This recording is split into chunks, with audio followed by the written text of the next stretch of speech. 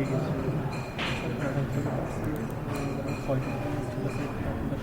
পরে কথা।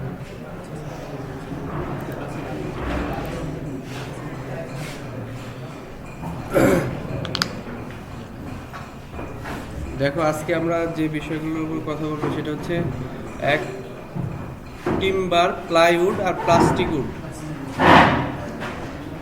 Timber, plywood আর প্লাস্টিক উড কনস্ট্রাকশন ম্যাটেরিয়ালস হিসেবে এক তো ফার্নিচার হিসেবে আছে, তারপরে একবার পিওর কনস্ট্রাকশন ম্যাটেরিয়ালস হিসেবে টিম্বার এবং উডেন শেপ, যে কোনো ধরনের ম্যাটেরিয়ালস উডেন শেপের ইউজ আছে। আমরা একটা একটা করে দেখবো আর কি।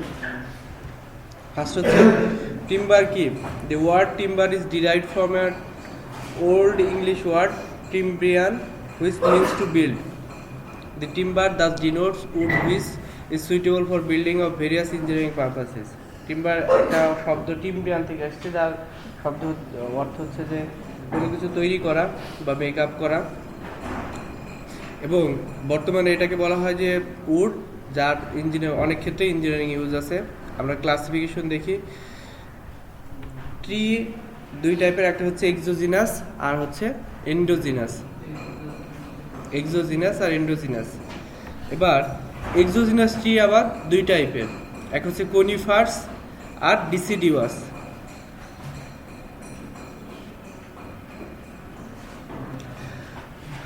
কোনিফার আর ডিসিডিওয়াস। এবার কোনিফার যে ট্রি, সেখান থেকে যেটা পাবো সেটা হচ্ছে সফটউড, আর ডিসিডিওয়াস থেকে হার্ডউড। এটা দেখে এবার এক্সোজিনাস আমরা দেখলাম দুই টাইপের। এখন এক্সোজিনাস ট্রি কি? This tree is increase in bark by growing outwards and distinct consecutive rings are formed in horizontal section of such a tree. These rings are known as annual rings. আমরা একটা figure দেখি। এই যে তুমি যদি short ডিরেকশনে কাটো, short ডিরেকশনে যে কোনো ট্রিকে কাটো, তাহলে এরকম বিভিন্ন রিং দেখতে পাবা। সেই রিংয়ের কথা বলা হলো এর আগে। তো এক্সোজিনাস ট্রি হচ্ছে যেটা গ্রো হবে ভিতরে, আউটসাইডে গ্রো করবে, আর কয়েকটা কনজিকিউটিভ রিং থাকবে। এই রিংগুলোকে বলা হয় অ্যানুয়াল রিং। প্রতি বছর একটা করে রিং তৈরি হয়। সুতরাং নাম্বার অফ রিং দিয়ে তুমি গাছের যে এজ সেটা নির্ণয় করতে পারবা। আরেকটা হচ্ছে আমরা দেখলাম এক্সোজিনাস ট্রি হচ্ছে দুই টাইপের, কনিফার আর deciduous. Conifer are also known as evergreen trees and leaves of these trees do not fall till new ones are grown. এটার আমরা যেটাকে বলে চিরহরিৎ গাছ, মানে গাছের পাতা অনেক দিন থাকে, ঠিক আছে, নতুন পাতা না জন্মানো পর্যন্ত এটা থাকে। As these trees bear corn-shaped fruits হয় বলে এটার নাম হচ্ছে conifer. These trees yield softwood which are generally light colored, resinous, light in weight and weak. এই ধরনের হচ্ছে যে লাইট কালারের হবে ট্রি, উড যেটা পাবো সেটা লাইট কালার, রিজিওনিয়াস হবে, একটু আঠালো টাইপের হবে। দু একটা এক্সাম্পল দেখি। দেখো পাইন গাছ, তারপরে হক পাম, এটা হচ্ছে আমড়া গাছ। আমড়া গাছের তোমরা দেখছো কিনা, যে কোনো ধরনের আমড়া গাছের উপর দিয়ে এক ধরনের আঠালো রস বের হয়, এটা রিজিনিয়াস। আর এটা খুবই সফট, এটা কোনো কনস্ট্রাকশন পারপাসে তেমন ইউজ হয় না। তারপর আছে ফির, স্প্রুসি, এগুলো হচ্ছে কোনিফার ট্রিজের এক্সাম্পল। এরপর দেখো deciduous trees are also known as broad leaf trees and leave of this trees fall in autumn and new ones appear in spring season. এটা হচ্ছে মানে সিজনাল পাতা জন্মায়, অটাম মানে শরৎকালে এটার পাতা জন্মায় আর পড়ে যায়, আর স্প্রিং সিজনে আবার নতুন পাতা জন্মায়। The timber for engineering purposes is mostly used derived from deciduous trees. যে উডগুলো ইউজ করা হয় তার ম্যাক্সিমাম এই ডিসিডিয়াস ট্রি থেকে আসে। This trees yield hardwoods which are usually close grained, strong, heavy, dark color, durable, non-resinous. They do not show distinct annual rings. এদের মধ্যে তেমন ডিস্টিংক্ট অ্যানুয়াল রিং থাকে না। এক্সাম্পল হচ্ছে টিক, মেহগনি, ওয়াক, শাল, তারপরে বাবু। টিক বলতে সেগুন কাঠ আমরা যেটা বলি, এটাই সব মানে এর আগে কনস্ট্রাকশন পারপাসে শাটারিং যেটা ছিল, স্টিল আসার আগে সবসময় এই সেগুন কাঠ ইউজ করা হতো। সেগুন আর মেহগনি। এরপর আসি, এই দুটো তো গেল এক্সোজিনাস ট্রি এর সাব ব্রাঞ্চ। এরপরে হচ্ছে endogenous tree. This trees grow inward and fibrous mass is seen in their longitudinal section. এটা আগেরটা গ্রোয়ের প্যাটার্ন ছিল আউটওয়ার্ড, ওটা কিন্তু এই সাইডে বাড়ে। আর এন্ডোজিনাস ট্রি যেটা, সেটা ভিতরের দিকে বাড়বে, inward. This timber has very limited engineering application, examples bamboo, palm, এগুলা, নারকেল গাছও। তারপরে structure of a tree. A tree basically consist of 3 parts, namely trunk, crown, roots. Root বলতে তো আমরা মূল বুঝতেছি, ক্রাউন হচ্ছে তার টপ পোর্শন, যেখান থেকে কোনো উডেন কোনো কিছু পাওয়া যাবে না। আর উড যে পার্টটা, সেটা হচ্ছে ট্রাঙ্ক। ট্রাঙ্ক হচ্ছে উডেন পার্ট, আর ক্রাউন হচ্ছে ব্রাঞ্চের উপর থেকে, যে অংশ থেকে উডেন পার্ট খুবই কম পাওয়া যাবে। আর রুট বলতে তো আমরা বুঝতেছি। এখন একটা সেকশন দেখি এক্সোজিনাস ট্রি, যেটা, কারণ ইঞ্জিনিয়ারিং পারপাসে এক্সোজিনাস ট্রি এর যে অ্যাপ্লিকেশন সেটাই বেশি। এখন যদি একটা এক্সোজিনাস ট্রিকে কাটি, তাহলে কি কি লেয়ার থাকে দেখো, কি কি অপশন থাকে। ফার্স্ট হচ্ছে সেন্ট্রাল যে পোর্শন, সেটা হচ্ছে পিথ, তারপরে মেডুলারি রেজ, তারপরে হার্টউড, স্যাপউড, ক্যাম্বিয়াম লেয়ার আর বার্ক। আমরা একটা একটা করে ডেফিনেশন দেখি। দেখো, পিথ হচ্ছে the inner most central portion or core of the tree is called pith or medulla. তারপর হচ্ছে medullary rays, the radial fibre extending from pith to cambium layers are medullary rays. দেখো, একেবারে পিথ থেকে শুরু করে ক্যাম্বিয়াম লেয়ারের দিকে যে রেগুলো আসবে, সেগুলো হচ্ছে মেডুলারি রেজ। আমরা বাস্তব এক্সাম্পলও দেখবো একটা, তাহলে দেখো তোমরাই বলতে পারবা। আর এরপরে হচ্ছে heartwood, the inner annual ring surrounding the pith constitute the heartwood. দেখো, পিথের পরে এই যে লেয়ারগুলো, এগুলো হচ্ছে হার্টউড, মানে একেবারে ইনার মোস্ট। তারপর হচ্ছে sapwood, the outer annual rings between heartwood and cambium are known as sapwood. মানে অ্যানুয়াল রিংয়ের পরে এই যে সেকেন্ড যে লাইন, এরপরে হচ্ছে হার্টউডের পরে স্যাপউড, ক্যাম্বিয়াম লেয়ারের আগ পর্যন্ত, এই যে সার্কুলার পার্টটা আছে এর আগ পর্যন্ত। ক্যাম্বিয়াম লেয়ার হচ্ছে thin layer of sap between sapwood and inner bark, also known as cambium layer. Bark হচ্ছে একেবারে আমরা প্রোটেক্টিভ যে লেয়ারটা দেখি, সেটা হচ্ছে বার্ক। তাহলে ক্যাম্বিয়াম লেয়ারটা কি? The thin layer of sap between sapwood and inner bark is also known as cambium layer. It indicates sap which is not been converted into sapwood. এই ক্যাম্বিয়াম লেয়ারটা যখন পরবর্তীতে হার্টউড আরেকটা লেয়ার হবে, মানে একেবারে পিথের মধ্যে, তখন ক্যাম্বিয়াম লেয়ার হয়ে যাবে স্যাপউড, আর স্যাপ আগে যেটা ছিল সেটা হয়ে যাবে হার্টউড। এভাবে একটার পর একটা রিং তৈরি হতে হতে তার বয়সও বাড়বে এবং ট্রি এর ম্যাচুরিটিও পাবে। আর বার্ক হচ্ছে the skin or cover of the tree is known as bark, it is outermost protective layer. এখন এটা দেখে বলো তো কোনটা কি? এটা হচ্ছে পিথ। তার এর থেকে এই যে শুধু সাদা যে অংশটা, এই পর্যন্ত হচ্ছে হার্টউড, আর এইগুলা মেডুলারি রে। এই যে তারপরে এইটুকু, এর পরে এইটুকু হচ্ছে মাঝ পর্যন্ত হচ্ছে স্যাপউড, তারপরে ক্যাম্বিয়াম লেয়ার, আউটার হচ্ছে বার্ক।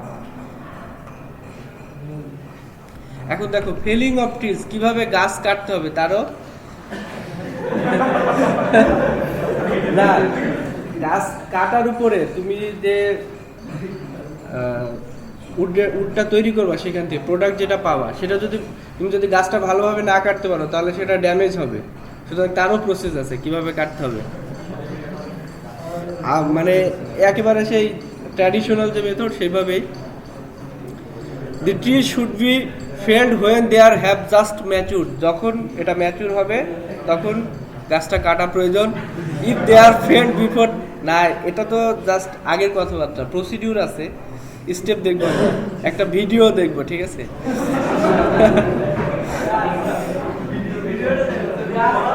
দাঁড়া, আগের কথাগুলো বলি। এখন গাছ জাস্ট ম্যাচিউরের আগ পর্যন্ত কাটা যাবে না, তাহলে যেটা পাবা, যেটা তুমি কনস্ট্রাকশন পারপাস ইউজ করবা, সেটা ডিউরেবিলিটি থাকবে না। আবার ম্যাচুর হওয়ার অনেক দিন পরও সেটা কাটা যাবে না, তাহলে হার্ডউড যেটা থাকবে সেটা আস্তে আস্তে তার ডিউরেবিলিটি নষ্ট হবে। তারপর বিভিন্ন ধরনের যে অ্যাটাক আছে সেই অ্যাটাকগুলো তখন হবে উড দ্বারা।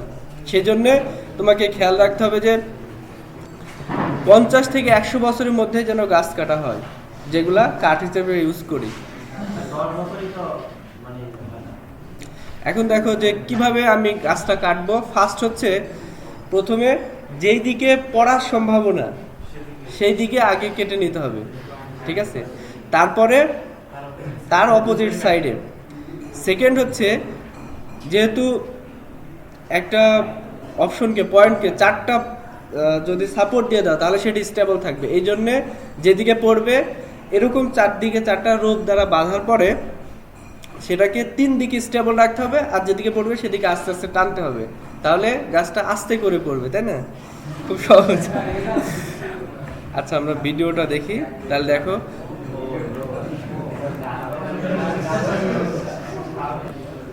শোনো, এই কথা বললো না, দেখো এই পয়েন্টগুলো মনে রাখা জরুরি যে কত,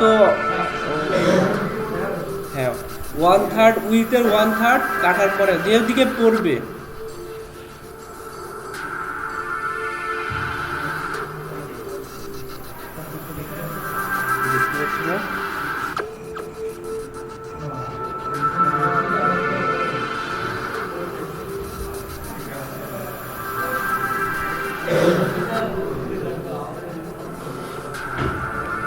রশি তো ব্রাঞ্চে বাঁধা থাকবে, তো ব্রাঞ্চ তো আমরা দেখাচ্ছি না, তাই না?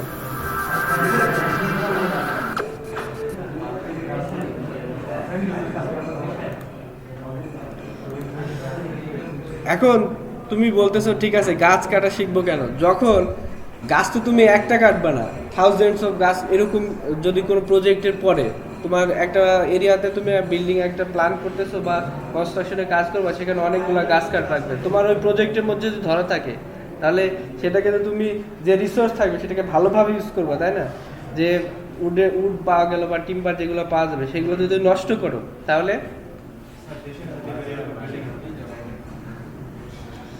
দেখো কি কি ডিফেক্টস থাকতে পারে ডিউ টু কনভার্সন বলতে উডেন যে শেপগুলো থাকবে সেগুলো যখন চপ আউট করা হয় বা চপ ডাউন করা হয় সেই সময় কিছু ডিফেক্ট হয়। Defect due to fungi, defect due to insects, defect due to natural forces, defect due to seasoning. এগুলো হচ্ছে টিম্বারের ডিফেক্ট। এখন দেখি সিজনিং কি। Seasoning is the control process of reducing moisture content of the timber so that it is suitable for environment and intended use. যদি moisture কন্টেন্টটাকে reduce করি এবং ব্যবহারের জন্য উপযোগী হয় সেটা হবে সিজনিং। দেখো সিজনিং করার বিভিন্ন স্টেপ আছে, আমরা দেখি। Every time moisture content reduce the timber shrinks specially tangentially. যদি তুমি রিডিউস না করো ময়েশ্চার কন্টেন্ট তাহলে কনস্ট্রাকশন করার পরে কনস্ট্রাকশন পারপাস ইউজ করলা, যদি ময়েশ্চার কন্টেন্ট সহ সেটাকে ইউজ করো তাহলে আস্তে আস্তে যখন ময়েশ্চার কন্টেন্টটা আউট হবে তখন ওইটা ট্যানজেনশিয়াল মানে কোনার দিকে কোনাকুনিভাবে বাঁকা হয়ে যাবে। Consequently, it will show fewer tendencies of wrap, split or shake. তাছাড়া এটার উপরের অংশটা উঠে যাবে, তারপরে যে কোনো একটা অংশ স্প্লিট আউট হতে পারে, তারপরে শেকিং হতে পারে। Second, season timber although lighter will be stronger and more reliable. Season timber একসাথে যেমন লাইট ওয়েট, সাথে সাথে এটার স্ট্রেংথও বেশি। The sap in timber is a food for fungi and wood parasites. উডকে আক্রমণ করে যেসব ইনসেক্ট আছে সেগুলা, স্যাপ উড হচ্ছে ফানজাই এর জন্য একটা ফুড। আর remove the sap and the wood will be less attractive to this dangers. যদি আমরা স্যাপ উডটাকে সিজনিংয়ের মাধ্যমে কন্ট্রোল করতে পারি তাহলে সেটা ডেঞ্জারের হাতে রক্ষা পাবে। For construction grade timber, the timber must be below 20% moisture content to reduce chances of dry root and other fungi infection. যদি কনস্ট্রাকশন পারপাজে তোমাকে মেনটেন করতে হবে 20%-এর নিচের জন্য তার ময়েশ্চার কন্টেন্ট থাকে, তাহলে এইসব অ্যাটাক থেকে তুমি রক্ষা পাবা। Dry well season timber is stronger, dry well season timber is easier to work with and consequently safe, specially machine working. যখন মেশিন, বিশেষ করে মেশিন দ্বারা তুমি যদি কাটাও, তখন যদি ময়েশ্চার থাকে তাহলে ওর সাথে লেগে যাবে এবং বিভিন্ন লেয়ারের যে ভেরিয়েশন সেটা তুমি আর মেনটেন করতে পারবে না। Timber with higher moisture content is difficult to finish, that is paint or varnish. এখন দেখো মেথড অফ সিজনিং, এক হচ্ছে ন্যাচারাল অর এয়ার সিজনিং। এই খেয়াল করবো হচ্ছে এই দিকে আর কানে শুনবা।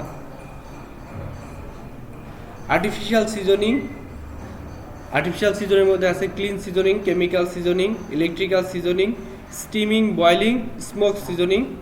থার্ড হচ্ছে ওয়াটার সিজনিং। প্রত্যেকে একটা একটা করে দেখি। ন্যাচারাল সিজনিং হচ্ছে this process of seasoning is also known as air drying, শুধু বাতাসে শুকানো। The natural seasoning is done by long outdoor exposure of timber to the action of air. একটা নির্দিষ্ট সময়, নির্দিষ্ট বলতে দীর্ঘ সময় বাতাসে ফেলে রাখা, এরপরে এটাকে কোনো এলিভেটেড প্ল্যাটফর্মের উপর রাখা যেতে পারে, শুধু একেবারে সারফেস বা গ্রাউন্ডে না রেখে কোনো এলিভেটেড প্ল্যাটফর্মের উপর রাখা, তারপরে সেখানে টেম্পোরারি কোনো শেড দিয়ে দেওয়া, আবার পার্মানেন্ট কোনো শেডিংও থাকতে পারে, কিন্তু যেন এয়ার ফ্লো থাকে বা সান রে পড়ে সে বিষয়টা খেয়াল রাখতে হবে। এটাই হচ্ছে ন্যাচারাল সিজনিং। সিজনিং করার উদ্দেশ্য কি? ময়েশ্চার কন্টেন্ট রিডিউস করা। এই প্রসেসের জন্য 2 থেকে 3 বছর পর্যন্ত সময় লাগতে পারে। এটা অনেক স্লো প্রসেস, তবে এই মেথড বাংলাদেশে অনেকে ইউজ করা হয়। আর্টিফিশিয়াল সিজনিং, আর্টিফিশিয়াল সিজনিংয়ের মধ্যে ছিল যে ক্লিন সিজনিং, কেমিক্যাল সিজনিং। আমরা প্রত্যেকটা একটা করে দেখি। ক্লিন সিজনিং হচ্ছে একটা মানে ক্লোজ চেম্বারের মধ্যে ময়েশ্চার রিডিউস করার যে প্রসেস, এর 2টা পার্ট থাকতে পারে। 2 types of kilns are available for artificial seasoning. Compartment kiln in which the condition of temperature and humidity are changed as the drying progress. যখন ড্রাইং প্রসেসটা প্রোগ্রেস করবে তখন টেম্পারেচার আর হিউমিডিটি এই দুইটাকেই কন্ট্রোল করা ক্লিন সিজনিংয়ে। আর একটা আছে progressive kiln in which a low temperature with high humidity condition is maintain at the entering or end of the kiln and high temperature with low humidity condition in the exiting. একটা ছিল যে ওই ক্লিনের মধ্যেই 2 ধরনের humidity এবং temperature 2টা বেশি থাকবে। আর সেকেন্ড যেটা যে সময় ক্লিনের মধ্যে এন্ট্রি করবে তখন টেম্পারেচারও কম থাকবে, হিউমিডিটি বেশি থাকবে। আর যখন এক্সিট করবে তখন টেম্পারেচার বেশি থাকবে, হিউমিডিটি কম থাকবে। এর মধ্যে মিনিমাম টেম্পারেচার যতটুকু মেনটেন করা সেটা হচ্ছে 70 থেকে 82 degree. General required 4 to 5 days for 3 to 6 months to allow the first shrinkage to take place. যদি 3 থেকে 6 ঘন্টা সময় লাগবে যদি এটাকে আগের ন্যাচারাল সিজনিংয়ে যেটা 6 মাসের একটা স্ট্রেংথ বা 6 মাসের ময়েশ্চার কন্টেন্ট রিডিউস করার জন্য যে সময়টা লাগতো এইখানে সেটা 3 থেকে 6 ঘন্টার মধ্যে হয়ে যাবে। আর 1 to 2.5 ইঞ্চিস বোর্ডের জন্যে 6 থেকে একেবারে পিওর সিজনিংয়ের জন্যে 6 থেকে 12 দিন লাগবে। This method is used in Bangladesh, এটাও বাংলাদেশে ইউজ করা হয় তবে একটু কম। এরপর আসি কেমিক্যাল সিজনিং। কেমিক্যাল বলতে আমরা বলছি যে এর মধ্যে কোনো কেমিক্যাল মিক্স করে তারপরে সিজনিং করা, মানে ময়েশ্চার কন্টেন্ট রিডিউস করা। This is also known as salt seasoning. In this method timber is first soaked in aqueous solution of a suitable chemical salt, usually solution of salt or urea, before it is passed through the process of clean seasoning. মানে clean seasoning করতে হবে, তার আগে এটাকে salt অথবা urea এই সলিউশনের মধ্যে দিয়ে পাস করা, তারপরে আগের প্রসেসে সিজনিং করা। This method is not generally used in our country. এরপর আসি electrical seasoning. Electrical seasoning in this process high frequency alternating currents are passed through timber হবে এই জায়গায় timber in a closed currents,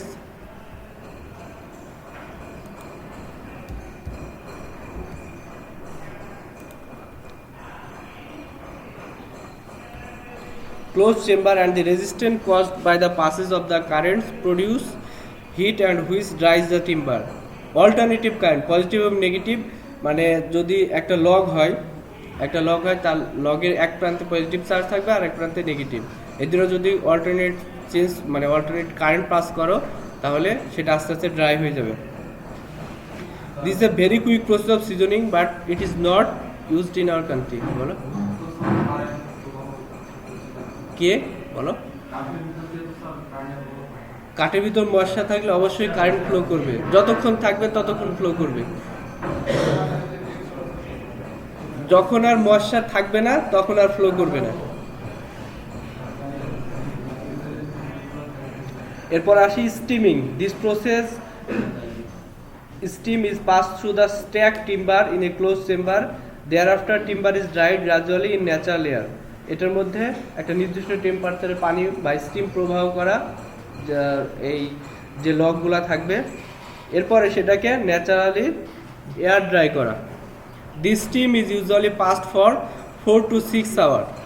4 থেকে 6 ঘন্টা স্টিমটাকে পাস করা। This method is use certain parts of this country, কিছু কিছু অংশে বাংলাদেশের এটা ইউজ করা। এরপর হচ্ছে বয়লিং। বয়লিংটা হচ্ছে in this process the timber is immersed in boiling water for a certain period of time. Thereafter the timber is dried slowly by natural air. This is also a quick process but it also reduces elasticity and stress from timber. যদি যে কোনো কিছুকে যদি boil করো তার elasticity বা strength এটা নির্দিষ্ট মাত্রায় থাকবে না।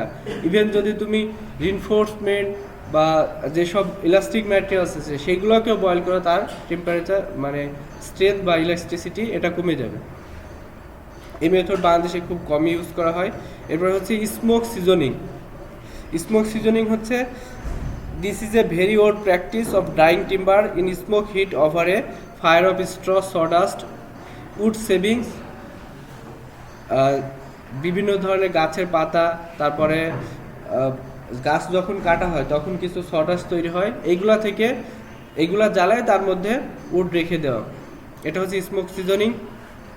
This method is claimed to be efficient to make timber more durable and resistance to decaying agent.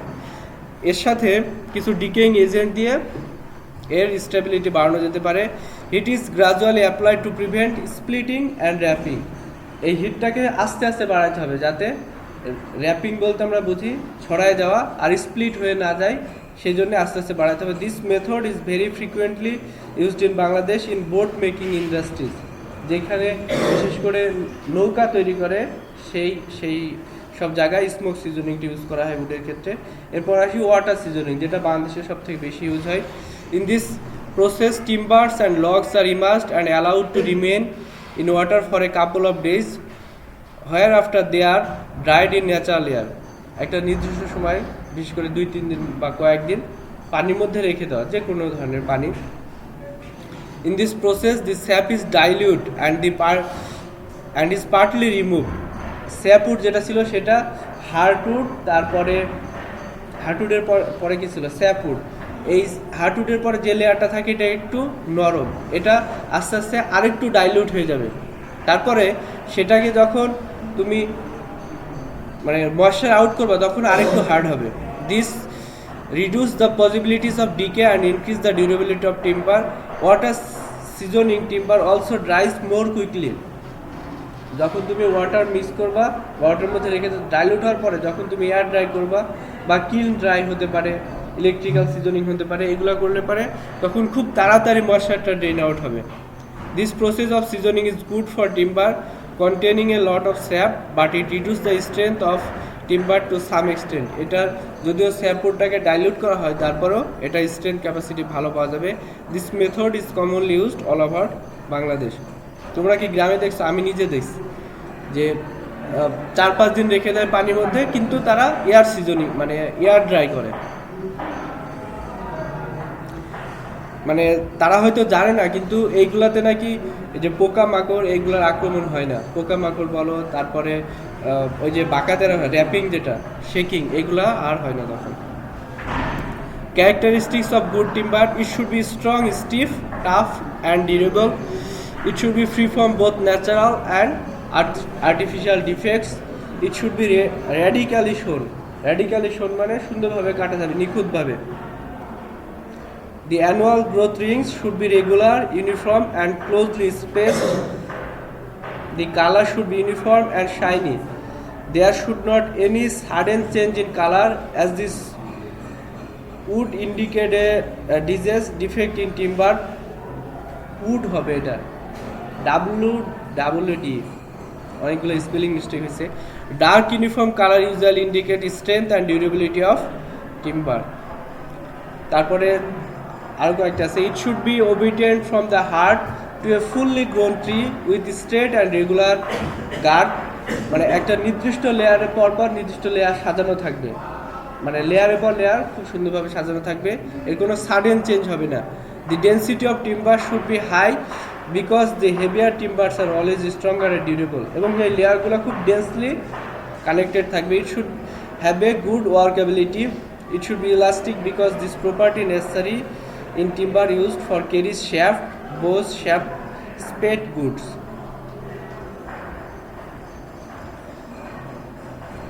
টিম্বারের use কোন কোন ক্ষেত্রে আমরা টিম্বার ইউজ করি? কিছু কিছু পার্মানেন্ট স্ট্রাকচার, যেরকম furniture, light structure member, heavy structural member. এর মধ্যে আছে লাইট স্ট্রাকচারের মধ্যে আছে beam, post, roof truss, floor boards, door window, এরকম অনেক কিছু আছে। তারপর হেভি স্ট্রাকচারের মধ্যে আছে পাইলস, তারপরে bridge pier, trestle, foundation, super structure, wood steps, stair. আগে স্টেয়ার কি দেখছো কেউ? উডেন স্টেয়ার মানে সিঁড়ি।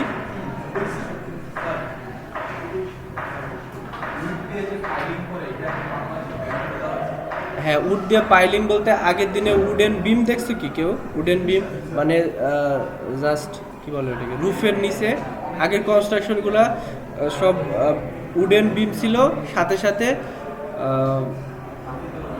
কি বলে ক্যালসিয়াম অক্সাইড, যেটাকে আমরা লাইম বললাম, লাইমের কাস্টিং ছিল।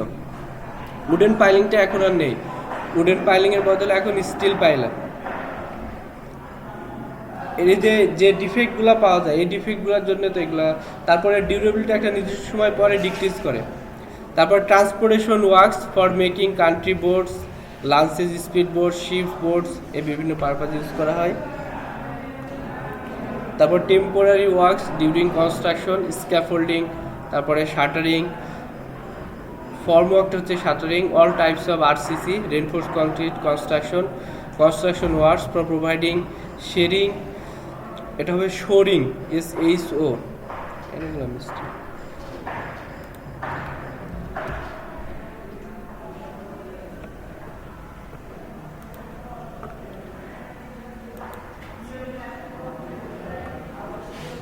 শোরিং, starting to support the side of soft soil excavation. Shoring হচ্ছে কনস্ট্রাকশন করার সময় যে ফাউন্ডেশন করা হয়, ফাউন্ডেশনের দুই সাইডে থাকে না, আর্ট ওয়াল থাকবে না। ফাউন্ডেশন যদি তুমি একটা নির্দিষ্ট ধরো 3 ফিট বা 4 ফিট খনন করো, তাহলে দুইটা ওয়াল থাকবে না, আর্ট ওয়াল। এই দুইটা আর্ট ওয়ালকে সাপোর্ট দেওয়া হচ্ছে শোরিং আর স্টার্টিং। অনেক সময় সফট যদি সয়েল হয়, তাহলে দুই সাইডে যে ওয়াল থাকবে, এই আর্ট ওয়াল, এই দুটো চলে আসবে তো ভেঙে, ঠিক আছে? এর জন্যে টিম্বার ইউজ করা হয়। Timber is used for making packing boxes, pattern making in ফাউন্ডারি casting, commercial use, এগুলো তোমরা দেখে নিবা, ইন্ডাস্ট্রিয়াল ইউজ। তারপর আছে অর্নামেন্টাল, ডেকোরেটিভ ওয়ার্কস। এরপর আমরা দেখব হচ্ছে প্লাইউড। প্লাইউড মানে এটা তো টিম্বার থেকেই আসবে। It is type of manufacture wood made from thin sheets of the veneer of wood. এর আগে আমরা যেটা দেখছিলাম যে একটা লেয়ার হচ্ছে উড, এই বিভিন্ন লেয়ার যদি একটার পর একটা সাজাও, সেটা হবে plywood. The layers are glued together so that adjacent plies have their wood grain at right angles to each other for greater strength. There are usually an odd number of plies বলতে এক একটা layer, এক একটা sheet, as the symmetry makes the board less prone to wrapping. একটার পর একটা layer যখন তুমি সাজাবা তবে অড নাম্বারের প্লাই সাজাইতে হবে সেখানে, এবং সেটাকে মানে আঠা দিয়ে লাগাইতে হবে একটার পর একটা। দেখো এই যে এখান দ্বারা লেয়ার ক্লিয়ার হবে। এখানে এই যে একটা সাদা, তারপর একটু ডিপ, একটার পর একটা লেয়ার সাজানো, এগুলো হচ্ছে এক একটা প্লাইগুলোকে যখন রাইট অ্যাঙ্গেলে সাজাবা তখন সেটা প্লাইউড হবে। A common reason for using plywood instead of plain wood is its resistance to cracking, shrinkage, twisting, warping. It is general high degree of strength. এগুলো হচ্ছে কমন ইউজ, যে কারণে প্লাইউড নর্মাল যে would তার বদলে plywood use করা হয় যাতে ক্র্যাকিং না হয়, শিঙ্কেজ কম হয়, তারপর টুইস্টিং বা র্যাপিং উঠে যাওয়া থেকে রক্ষা পায়, তারপরে এর স্ট্রেংথও বেশি। Also plywood can manufacture in sheets far wider than the trees from which it was made. এছাড়াও আর একটা কারণ আছে, কারণ হচ্ছে তুমি যদি শুধু সরাসরি নর্মাল উড ইউজ করো তাহলে একটা নির্দিষ্ট ওয়াইড রেঞ্জে তৈরি করতে পারবে না, তাহলে সেক্ষেত্রে তোমাকে রাইট অ্যাঙ্গেলে জোড়ানো দিয়ে পাশে পাশে জোড়া দিতে হবে। কিন্তু যদি প্লাইউড তৈরি করো যে কোনো শেপের তৈরি করা সম্ভব, কারণ তুমি একটার পর একটা মানে লেয়ার তৈরি করতেছো। আর এই যে লেয়ারগুলো এগুলো ম্যানুফ্যাকচার, এগুলো ম্যানমেড না। আগে সডাস্ট যেরকম থাকে এরকম থাকার পরে সেটাকে একটার পর একটা প্লাই তৈরি করে। Number of varieties of plywood exist for different application. একটা হচ্ছে সফটউড প্লাইউড, আরেকটা হচ্ছে হার্ডউড প্লাইউড, থার্ড হচ্ছে ডেকোরেটিভ প্লাইউড। সফটউড প্লাইউড হচ্ছে কনিফার যে ট্রিজগুলো আমরা দেখলাম, কনিফার মনে আছে না, ওর যে উড যেটা ছিল সেটা হচ্ছে সফট। ওর যদি আমি অরিজিন থেকে প্লাইউড তৈরি করি সেটা হবে সফটউড প্লাইউড। আর একটা ছিল, একটা কি ছিল, কনিফার, আর একটা বলো, এ পিছনে তুমি যাও, চলে যাও।